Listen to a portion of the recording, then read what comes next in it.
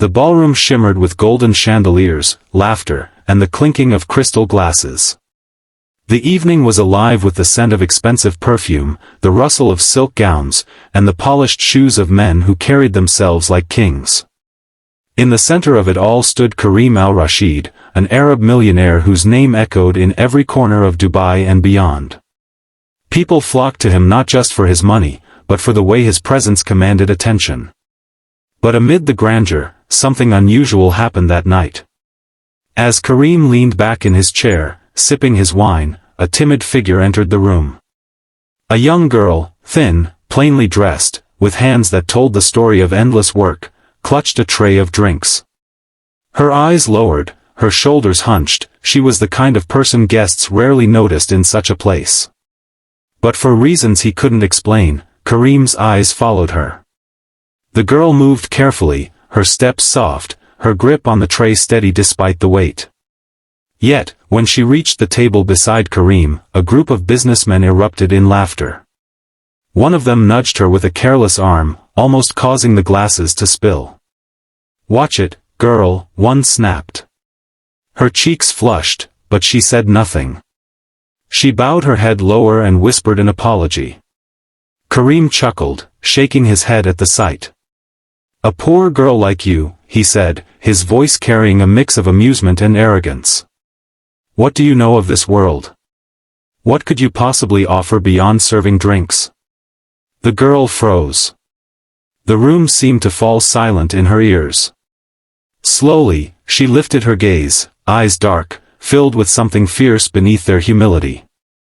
Her lips trembled before she spoke, her voice steady yet soft. "I speak 9 languages." The word struck like lightning. For a moment, Karim laughed louder than anyone else, tilting his head back. The other men joined in, their voices echoing through the golden hall. To them, it was the funniest joke of the evening. But as Karim's laughter faded, he saw her expression hadn't changed. She wasn't joking. 9 languages. His smile faltered. "Say that again," he demanded, leaning forward. Her eyes did not waver. "I speak 9 languages." Curiosity sparked in the air. Someone from the table smirked. "Prove it, girl. Speak something." Without hesitation, she switched to flawless French. "Voulez-vous que je vous serve un verre de vin?" Her accent was so precise that one of the guests, a Parisian, blinked in shock. Then she turned to another man and spoke in Italian, rolling the words off her tongue as if she were born in Rome. "Vuoi un peu di formaggio con il tuo vino?"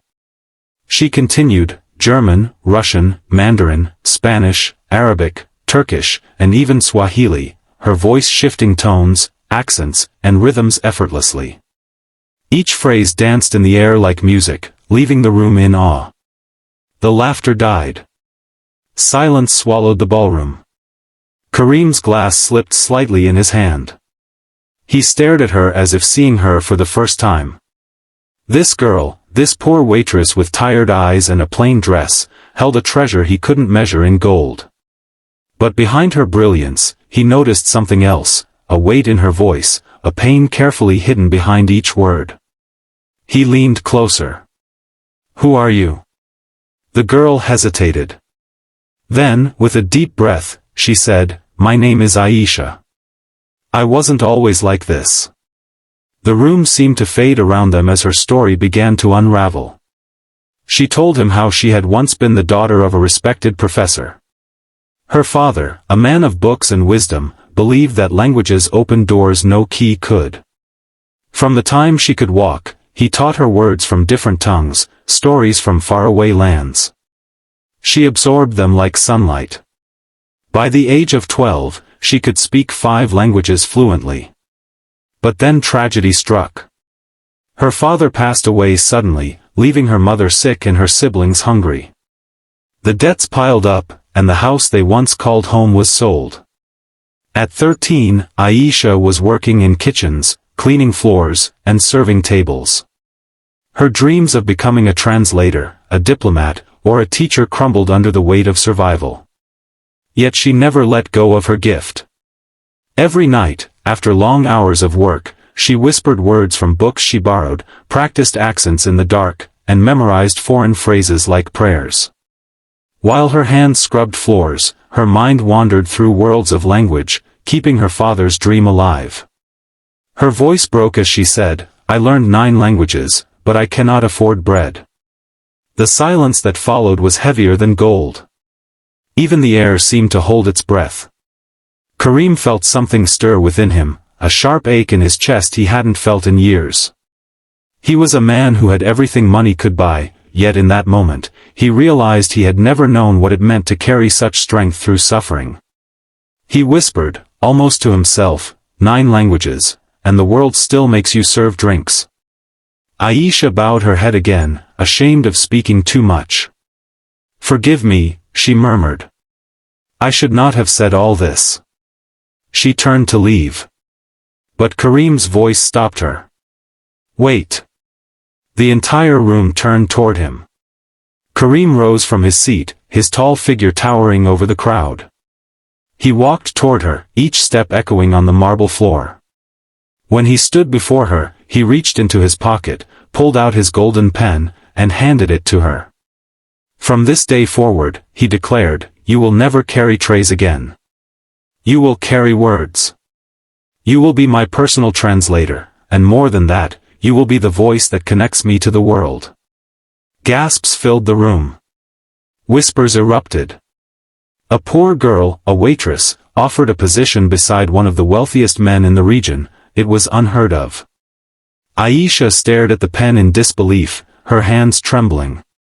"Why me?" she whispered. Karim's eyes softened.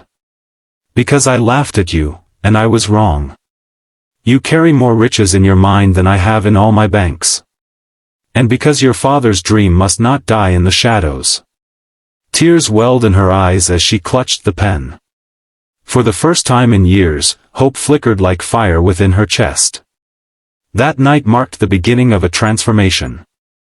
In the weeks that followed, Aisha stepped into a new world, offices filled with maps, meetings with dignitaries, and negotiations where her voice bridged nations. Her knowledge stunned everyone. She was not just a translator, she became an advisor, a strategist, someone whose cultural understanding opened doors Karim himself could not. Yet, despite the luxury now surrounding her, she never forgot her past. On her first paycheck, she ran back to her old neighborhood and bought medicine for her mother, food for her siblings, and shoes for children who walked barefoot. She remembered the faces of those who once ignored her and, instead of resentment, offered them kindness. One evening, as the sun set behind the desert horizon, Karim called her to his private garden. He looked at her not as a servant, not even as an employee, but as an equal. "You know," he said quietly, "the night you told me you spoke 9 languages, it changed me. I saw how small I had been. You taught me that wealth is not always gold, it is perseverance, courage, and knowledge. And I will never forget that." Her eyes softened. "And you taught me," she replied, "that even the powerful can choose to lift others instead of stepping over them. Without you, I would still be carrying trays." For a long moment, they stood in silence, two people from different worlds bound by an unspoken respect. Years passed. Aisha grew to become one of the most sought-after interpreters in the Middle East, working with leaders, authors, and international organizations. Her name spread far beyond the walls of the ballroom where her journey had begun. But more than fame, she cherished the promise she kept, to honor her father's dream and to help those who had no voice. And Karim? He often told the story at gatherings, though with a hint of shame in his tone. "I once laughed at a poor girl," he would confess. "And then she taught me the greatest lesson of my life. Never measure a person by their clothes or their poverty, for hidden within them might be treasures greater than gold." The story of Aisha became a legend, not because she spoke 9 languages, but because she spoke the universal language of resilience, the one that whispered to every heart that listened. No matter how the world tries to bury your light, it cannot extinguish what was meant to shine.